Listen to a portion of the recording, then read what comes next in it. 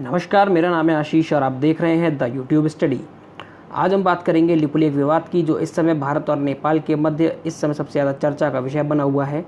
कि जो कल नेपाल के द्वारा अपना नया मानचित्र घोषित किया गया है कि इस प्रकार से हमारा मानचित्र होगा, और उसने वो कई क्षेत्र जो कि अब तक भारत के अंतर्गत आते थे उनको अपने मानचित्र में दिखाया गया है। जो लगभग 300 से 400 स्क्वायर किलोमीटर का क्षेत्र है वो अपने मानचित्र में शो किया गया है।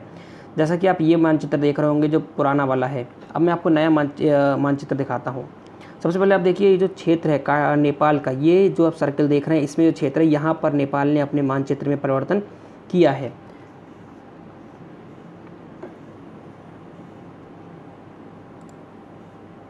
अब वर्तमान विवाद देखेंगे। अगर वर्तमान विवाद पहले शुरू कहाँ से हुआ, इसे अगर हम देखेंगे, सबसे पहले विवाद शुरू क्यों हुआ। तो 8 मई 2020 को हमारे रक्षा मंत्री श्री राजनाथ सिंह जी द्वारा कैलाश मानसरोवर यात्रा के लिए लिपुलेख जो दर्रा है हमारा, लिपुलेख के रास्ते होते हुए सड़क मार्ग का उद्घाटन किया गया। ये बॉर्डर रोड ऑर्गेनाइजेशन जो है वो इस सड़क को बनाएगा, जो कि कैलाश मानसरोवर यात्रा को भारत से जो लोग जाएंगे उनके लिए शॉर्ट कर देगा, इससे आसानी से पहुंच सकते हैं। अब नेपाल द्वारा जो नया राजनीतिक मानचित्र घोषित किया गया, जिसमें भारत के अंतर्गत आने वाले क्षेत्रों जैसे जो कि लिपुलेख था, काला पानी और लिम्पियाधोरा को नेपाल का भाग मान लिया गया। और साथ ही साथ माना तो गया, साथ ही साथ अपना नया मानचित्र भी घोषित कर दिया गया, जिसमें ये क्षेत्र अपने क्षेत्र में दिखा दिए गए। और साथ ही साथ आदेश भी दिया गया कि अब जो सरकारी दस्तावेज हैं, हमारा संविधान है, स्कूल की किताबें हैं, और जहाँ भी कहीं भी मानचित्र का प्रयोग होगा वहाँ इसी मानचित्र का प्रयोग किया जाए, जो कि अभी सरकार द्वारा नए रूप में घोषित किया गया है। नेपाल का अगर आप पुराना मानचित्र देखेंगे तो आपको ये मानचित्र दिखेगा, जैसा कि ये वाला आप देखेंगे। ये मानचित्र पहले था नेपाल का, लेकिन अब नेपाल ने उस मानचित्र में परिवर्तन कर दिया है और नेपाल ने अब ये मानचित्र अपना घोषित कर दिया है। इसमें जो आप ये एक हिस्सा देख रहे होंगे, साइड में एक लाइन सी निकली हुई है, ये वाला जो क्षेत्र था, यही वो 3 क्षेत्र हैं। यहाँ पे आपका लिपुलेख, फिर काला पानी, फिर लिम्पियाधोरा, ये 3 क्षेत्र नेपाल ने अपने क्षेत्र में घोषित कर दिए हैं। इसे अगर मैं बड़ा करके दिखाऊँ आपको, तो ये जो क्षेत्र है इसे मैं नेक्स्ट स्लाइड में आपको बड़ा कर दिखाता हूँ। ये देखिए, तो यहाँ पे आपका जो लिपुलेख है, नंबर 1 लिपुलेख, ये क्षेत्र नेपाल ने अपने क्षेत्र में दर्शा दिया गया है कि अब ये नेपाल के टेरिटरी में है, कि नेपाल के पास है। साथ ही साथ अगर आप यहाँ पे देखेंगे काला पानी, ये काला पानी का क्षेत्र है, और ये लिम्पियाधोरा का क्षेत्र है। ये क्षेत्र अब नेपाल ने अपने नए मानचित्र में अपने देश में दर्शा दिए हैं कि अब ये नेपाल की टेरिटरी में है, नेपाल के क्षेत्र में है, जबकि अब तक ये भारत के पास थे। अब अगर हम देखेंगे इसका, अगर पीछे जाएँ थोड़ा कि सुगौली की संधि क्या थी, उससे हमें इसका थोड़ा सारांश संदर्भ पता लगेगा। तो 1816 में क्या हुआ था कि ब्रिटिश द्वारा नेपाल के राजा को पराजित कर दिया गया था युद्ध में। तो अब जब युद्ध में पराजित हुआ तो बदले में कुछ देना भी पड़ेगा। तब ब्रिटिश द्वारा नेपाल के राजा से लिपुलेख, काला पानी, नैनीताल, दार्जिलिंग और सिक्किम ले लिए थे, जो कि भारत के पास आए थे।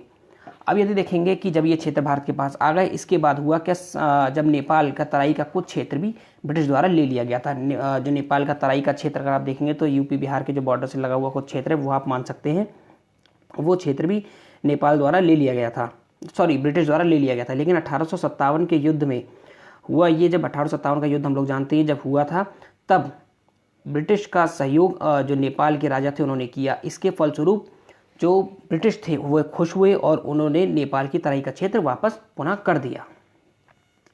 अब अगर देखें कि अगर ये परिस्थितियों के पीछे हम कारण देख सकते हैं, क्या क्या कारण हो सकते हैं कि जो वर्तमान स्थितियों को पैदा किया जिन्होंने, तो 2015 में हम जानते हैं कि नेपाल में नए संविधान का निर्माण किया गया था। लेकिन इस संविधान में कुछ ऐसे बिंदु थे जिनसे भारत असंतुष्ट था, क्योंकि इसमें जो मधेसी हैं, मधेसियों के साथ भेदभावपूर्ण नीति अपनाई गई थी। और हम जानते हैं जैसा कि जो मधेसी हैं वह रहते तो नेपाल में है, लेकिन उनका वे मूलतः बिहार और उत्तर प्रदेश के निवासी माने जाते हैं, कि वह पहले बिहार और उत्तर प्रदेश से उनके जुड़ाव हैं। और अब भी कई लोगों की शादियां या विवाह जो भी होते हैं वह बिहार उत्तर प्रदेश के जो क्षेत्र हैं ऊपर उनमें होती हैं नेपाल के लोगों के साथ। अब अगर हम देखें कि नए प्रधानमंत्री और चीनी कनेक्शन क्या है इसके लिए, आखिर कि जो नेपाल में नए संविधान का जब निर्माण हुआ उसके बाद केपी शर्मा ओली, जो कि वहाँ के नए प्रधानमंत्री के रूप में सामने आए थे, वो कुछ ना कुछ उन्हें वामपंथी दलगत राजनीति से प्रेरित हैं। मतलब जो वामपंथी दल हैं उनका उन्हें समर्थन प्राप्त है या वे उन्हें सपोर्ट करते हैं। अब आप देख सकते हैं कि चीन, जो कि पहले से वामपंथी देश है, वह भी कहना चाहिए कि इसका समर्थन करता है नेपाल का, जो नेपाल मतलब काफ़ी था कि जो नेपाल को चीन के करीब ले आए, जो कि उसका वामपंथी प्रकृति थी। चीन द्वारा नेपाल को क्या किया गया, अपने पोर्ट इस्तेमाल करने की इजाज़त दे दी गई कि आप हमारे पोर्ट इस्तेमाल कर सकते हैं। साथ ही साथ बेल्ट एंड रोड इनिशिएटिव जो है, बेल्ट एंड रोड परियोजना, उसमें भी नेपाल ने चीन का समर्थन कर दिया। और साथ ही साथ चीन द्वारा नेपाल तक रेलवे लाइन का प्रसार भी किया जा रहा है और चीनी निवेश को बढ़ावा भी नेपाल में दिया जा रहा है। तो हम अगर टोटल एक अगर सिनेरियो देखें, और अभी जैसे कि हमारे जो सेना प्रमुख हैं उन्होंने कहा भी, नरवणे साहब ने, कि इसके पीछे हमें विदेशी ताकतों का हाथ है, जैसा कि जो नेपाल कर रहा है कि लिपुलेख विवाद जो उत्पन्न हुआ है उसमें विदेशी ताकतों का हाथ है। और विदेशी ताकत और कोई नहीं बल्कि वो चीन ही है, क्योंकि इस समय चीन पर अंतर्राष्ट्रीय जगत का एक जो दबाव है वो लगातार बढ़ता जा रहा है। आप देख रहे होंगे जैसा कि कोरोना वायरस के कारण सब लोग कह रहे हैं कि चीन ने ही उस वायरस को बनाया है। जो इस समय कोरोना वायरस कोविड-19 जो है उसे चीन ने ही बनाया है।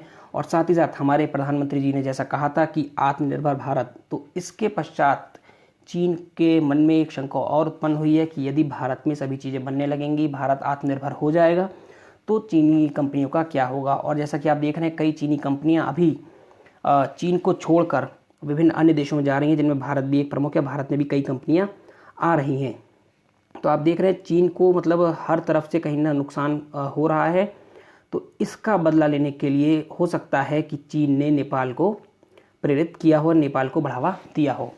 तो कैसी लगी आपको वीडियो, कमेंट सेक्शन में ज़रूर बताइए। और ऐसी ही वीडियो आगे देखने के लिए इस चैनल को सब्सक्राइब कीजिए, वीडियो को लाइक कीजिए और अपने दोस्तों के साथ शेयर कीजिए। Thank you for watching. Have a nice day.